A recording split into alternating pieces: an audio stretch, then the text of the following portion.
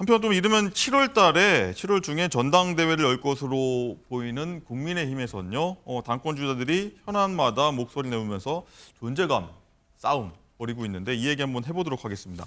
장가 기자, 유독 침묵을 지키는 사람 한동훈 위원장, 전 위원장일 텐데 조금 전에 얘기했던 이 최혜병 특검법 보면은 다른 당권 주자들은 어느 정도 목소리를 좀 냈거든요. 뭐 가결하자, 부결하자 이런 목소리를 냈는데 한 전 비대위원장은 지난주와는 달리 좀 침묵하고 있어요.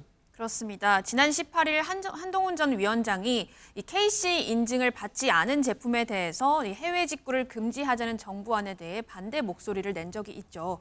하지만 21대 막판 최대 이슈 연금 개혁이나 이 최혜병 특검법에 대해서는 침묵하고 있습니다.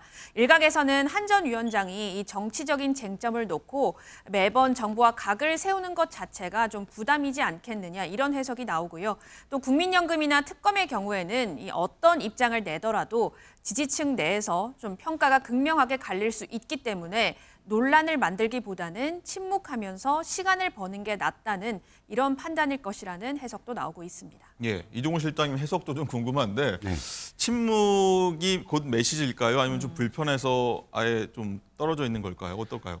지난번과 이번은 좀 다르죠. 지난번엔 해외 직구와 관련된 문제이고 예. 정책적인 부분이고 그리고 또 한 가지는 해외 직구와 관련돼서 대통령실이 직접 보고를 받지 않았다라고 거리를 뒀거든요. 네. 그러니까 해외 직구와 관련돼서 정부 정책을 비판하더라도 실질적으로 대통령실을 직격한 그런 모양새는 아니었기 때문에 지금은 이야기할 수 있어 그때는 이야기할 수 있었겠지만 지금은 당대표에 출마한다는 선언을 하기 전인데 굉장히 예민한 문제이고 또 대통령과 아주 직접적으로 연관된 문제입니다. 그러다 보니까 이것을 하기에는 굉장히 많은 파장이 또 잇따른다. 그렇다면 그 파장을 모두 다 흡수해서 할 만큼의 지금 상황이냐. 그러니까 최소한 선언을 하고 그런 모든 것들에 대한 마스터 플랜을 세운 다음에 참전을 하는 것이 순서가 아니냐라는 게 아마도 한동훈 비대위원장 입장이 아닐까 합니다. 그렇군요. 장현주 부위원장 생각도 궁금합니다. 상대장을 네. 어떻게 바라보고 있는지. 일단은 국민의힘 전당대회가 이르면 7월 중에 예찬된다 하는데 한 전 위원장 거의 나올 등판할 것이다, 출마할 것이다. 네. 지금 무게가 실리고 있는데 또 홍준표 대구시장이 여기에 대해 한마디 또 태클을 걸었습니다. 참패 책임 있는 사람을 상대로 이분을 당대표로 불러들인 건 부적절하다. 또 이렇게 얘기를 했습니다. 그렇죠. 홍준표 시장이 반복해서 한동훈 전 위원장을 이제 때리는 여러 메시지를 내고 있는데요.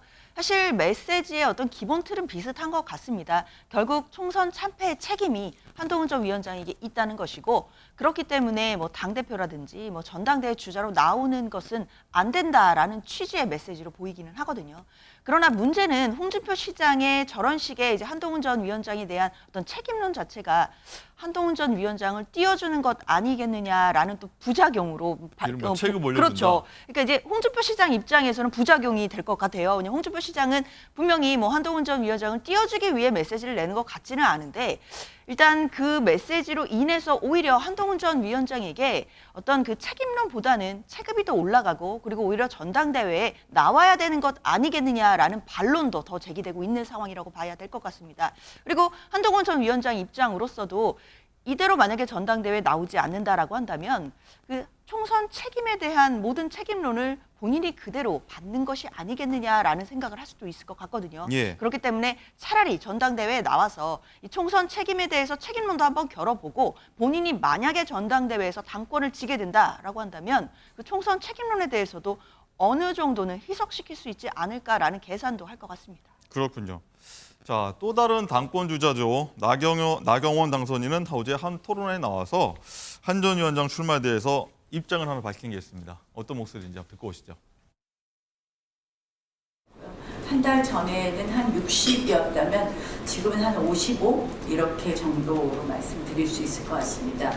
여당 당대표는 결국 대통령실, 용산과의 관계를 어떻게 조율해가느냐 이 부분에 대한 확신이 있으면 제가 하는 것이 잘할 수 있다는 생각했으면 출마를 하겠습니다만 제가 한동훈 위원장님은 출마하지 않을 것 같아요. 그러니까 본인에게 별로 이득되지 않는 당대표자가 아닌가 이런 생각을 합니다. 실질적으로. 한동훈 전 비대위원장과 나경원 당선인과 비교를 해보면 어느 분이 더 원활히 풀어갈 수 있을 것 같습니다. 지금 현재 시점은 뭐 한위원장하고 용산하고는 밥도 안 드시는 거 보고 뭐 쉽지 않은 부분도 있는 것 같은데 그렇다고 뭐 제가 또 더 잘한다 뭐 이렇게 말씀드리는 건 그렇고요. 네.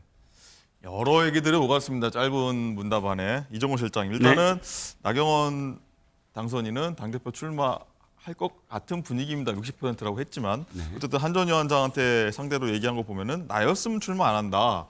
이게 곧 출마하지 말라는 그런 압박인가요? 메시지인가요? 뭔가요? 그런데 그 조금 전에 보셨지만 그 대목만 딱 잘라서 이렇게 지금 물어보시면 당연히 나경원 전 대표가 아마도 견제하는 것 같습니다. 이렇게 네. 답을 할 거예요. 예. 그런데 아까 보셨지만 맥락은 이렇게 이어져요. 자, 기자들이 묻습니다. 그러니까 뭐 그 관훈 토론이죠. 예. 관훈 클럽 토론이죠. 그렇게 묻습니다. 아이고 이번에 출마하실 겁니까? 했더니 전에는 60인데 55로 내려갔습니다. 아하. 이렇게 얘기하면서 예. 자신이 더 출마할 가능성이 좀 낮아졌다고 하면서 무엇 때문이냐 하면 용산과의 관계, 대통령과의 관계가 어떻게 될까에 대해서 결심이 서면 하겠습니다. 그리고 그 다음에 한동훈 비대위원장 얘기가 나오거든요. 어떻게 생각하십니까 했더니 저 같으면 나오지 않겠습니다. 이 얘기는 뭐냐면 대통령실과의 관계가 참 어렵다. 더군다나 자기는 어쨌든 조금 더 수월할 수도 있지만 한동훈 비대위원장이야 20년 함께 밥을 먹었던 사이인데 검사로서 예. 그런데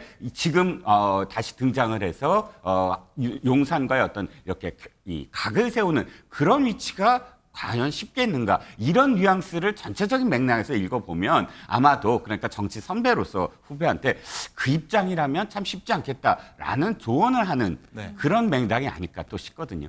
그럼 또 본인은 대통령실과 관계가 자기도 안전하게 회복하지 못했다. 이렇게 좀 봐야 될까요? 나경원 당선인도? 그렇지요. 회복이라는 게 그래요. 나경원 전 대표가 지금 굉장히 지지율이 꽤 높았잖아요. 예. 그러니까 당 대표 후보군에서 이유가 뭐냐면 사실 용산과 지난번 당 대표 선거에서 가졌던 그러니까 저출산위원회 부위원장 시절에 가졌던 사실 용산의 직격탄 맞았다. 거기에 대한 반대급부로서 지지율이 어느 정도 형성되고 있거든요. 그러니까 지금 좀 전에도 괜찮습니다. 저는 용산과 잘 지냅니다. 이렇게 대답을 쉽게 못하는 이유가 바로 자신의 어떤 지지율이 거기에 기반하고 있다라고 생각을 하기 때문이라고 생각합니다. 예. 장윤주 부위원장도 한번 생각 궁금한데 일단 나 당선인이 대통령 임기 단축 포함한 이제 개헌 논의성 필요를 거론했거든요. 윤 대통령 입장에서는 좀 거북할 수 있는, 좀 특히 불편할 수 있는 얘기 아니었을까요? 그렇죠. 당장 윤석열 대통령뿐만 아니라 보수 진영에 계신 지지층들도 굉장히 불편할 수 있는 이야기입니다. 사실 여권에서 집권 여당에서 집권 여당 소속의 의원이 현직 대통령의 임기 단축 가능성을 고려해야 된다라는 이야기를 한 것 자체가 사실상 굉장히 이례적이고요. 어떻게 보면 금기어라고 할 수도 있을 것 같습니다. 그렇기 때문에 나경원 당선인의 입에서 저런 이야기가 나왔다라는 것을 저도 보고 좀 깜짝 놀랐거든요. 사실 이게 조국 대표, 그러니까 조국혁신당의 조국 대표가 윤석열 대통령의 임기 단축까지 고려를 해서 개헌을 해야 된다 이런 얘기를 한번 한 적이 있었는데 조국 대표가 아니라 나경원 당선인도 물론 본인이 나서서 그런 개헌을 하자라는 취지는 아니었지만 모든 가능성을 열고 논의를 해야 된다라고 한다면 결국 대통령의 임기 단축 가능성까지도 그 안에 들어가는 것이기 때문에 예.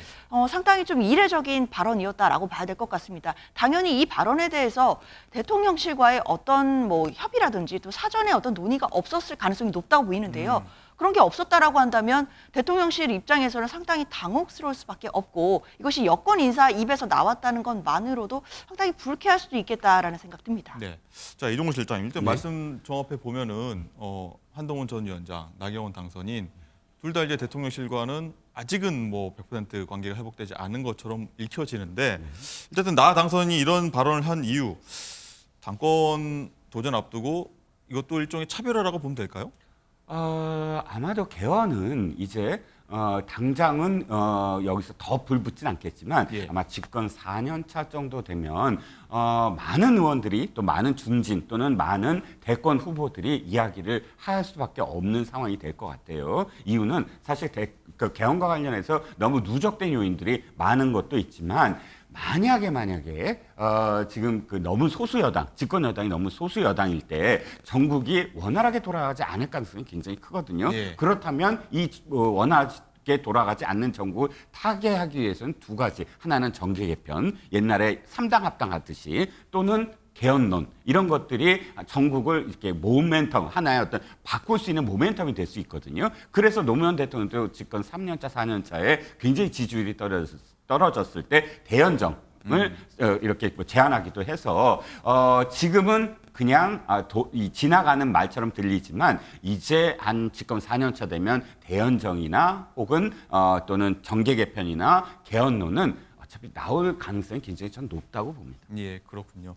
자, 오늘 특검법하고 당권 주자들 행보 얘기해봤는데 시청자 여러분들이 많은 도움 됐을 것 같습니다. 오늘 말씀 감사합니다.